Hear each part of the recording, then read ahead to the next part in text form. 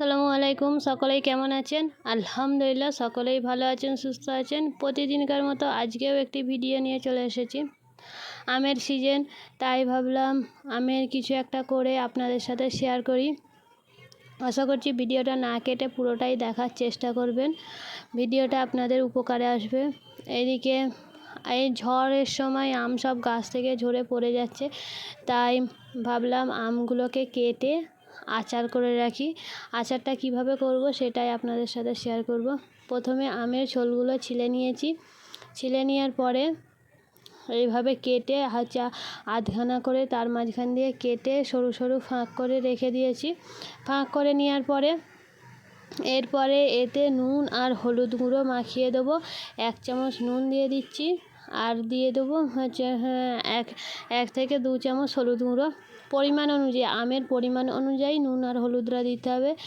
দিয়ে ভালোভাবে একে নাড়াচাড়া করে মাখিয়ে, যাতে নুন আর হলুদটা পুরো আমের মধ্যে ভালোভাবে মেখে যায়, ভালো করে মাখিয়ে এতে রোদে শুকনো করতে দেবো।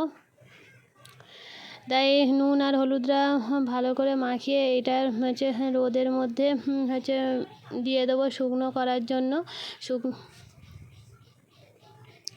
নুন আর হলুদটা ভালো করে মাখিয়ে নিচ্ছি, মাখানো হয়ে গেছে। এরপরে একে রোদেতে রেখে দিচ্ছি।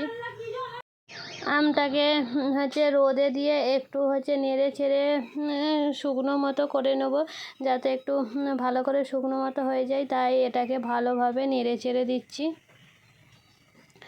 এরপরে যেই মশলাগুলো লাগবে, এখানে আছে কালো জিরে, মৌরি, সর্ষে, ধনে গুঁড়ো, মেথি, লঙ্কা আর জিরে গুঁড়ো। এইগুলোকে ভালোভাবে নেড়ে চেড়ে কিছুক্ষণ হালকা মিডিয়াম আঁচে নেড়ে চেড়ে ভেজে নেব। বেশি আঁচ দিলে হবে না, পুড়ে যাবে, মশলাটাই নষ্ট হয়ে যাবে। তাই এটাকে মিডিয়াম হালকা আঁচে সব মশলাগুলোকে ভালোভাবে ভেজে নেব। ভেজে নিয়ে সবগুলো একসাথে মিক্সচার মেশিনে ভালো করে গুঁড়ো করে নেব। মশলা আমের পরিমাণ অনুযায়ী দেবেন, যে যতটা আম 1 কেজি 2 কেজি যেমন হোক সেই পরিমাণ অনুযায়ী মশলাগুলো দেবেন। এখানে আমাদের প্রায় 2 কেজির মতো আম, তাই এই মশলাগুলো দিচ্ছি। এবার মশলাগুলো ভালো করে গুঁড়ো করে নিয়েছি, মিক্সচার মেশিনে গুঁড়ো হয়ে গেছে। এরপরে আচারটা করার জন্য কড়াতে একটু মশলাটাকে পাকিয়ে নেব, তাই তেল ঢেলে দিয়েছি। তেলটা গরম হওয়ার জন্য অপেক্ষা করব। তেল গরম হয়ে গেলে এখানে 5 ফোড়ন আছে, 5টা মশলা আছে, তেজপাতা, মরিচ গুঁড়ো আর শুকনো লঙ্কা। তেলটা ভালো করে গরম হয়ে গেছে। এবার এর মধ্যে 3-4টে তেজপাতা দিয়ে দিচ্ছি। তেজপাতা, এবারে শুকনো লঙ্কা, তারপরে যে 5 ফোড়ন মশলা ছিল সেইটাকে দিয়ে ভালো করে নাড়াচাড়া করে নেব।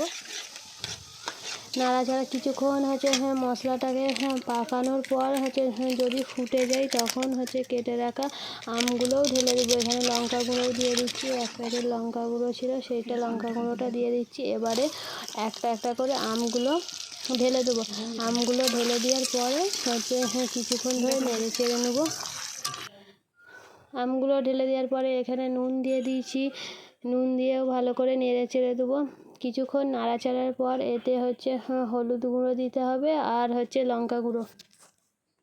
প্রথমে নুন দিয়ে ভালো করে নাড়াচাড়ার পর এবারে এতে দিয়ে দেবো হলুদ গুঁড়ো আর লঙ্কা গুঁড়ো। দিয়ে মশলাটাকে ভালো করে মাখিয়ে নিতে হবে, যাতে তেল, আম সব মশলাগুলো ভালোভাবে মেখে যায়। আর এই ভিডিওটা আপনাদের কেমন লাগলো সেটা কমেন্ট বক্সে আপনাদের মতামত জানাবেন। এরপরে আমগুলো ভালো করে নাড়াচাড়ার পরে যেই মশলাগুলো গুঁড়ো করে রেখেছিলাম সেই মশলাগুলো দিয়ে দিচ্ছি। মশলাগুলো দেওয়ার পরেও কিছুক্ষণ ভালো করে নাড়াচাড়া করে নিতে হবে, যাতে মশলাগুলো আমের মধ্যে ঢুকে যায়। তাই মশলাটাকে দিয়ে আমটাকে ভালো করে নেড়ে চেড়ে নিচ্ছি। আর যদি আমার ভিডিও আপনাদের ভালো লেগে থাকে, প্লিজ চ্যানেলটাকে সাবস্ক্রাইব করে দিও, লাইক করো আর শেয়ার করো। এখানে আচার আমাদের রেডি, দেখুন কত সুন্দর হয়েছে আচারটা। এরপরে একে কাঁচের বয়মে সংরক্ষণ করে রাখবো। যাতে ভালোভাবে থাকে কাঁচের বয়ামে ঢুকিয়ে এর ওপরে একটু তেল দিয়ে দিচ্ছি, এবার রোদে দিয়ে দেবো।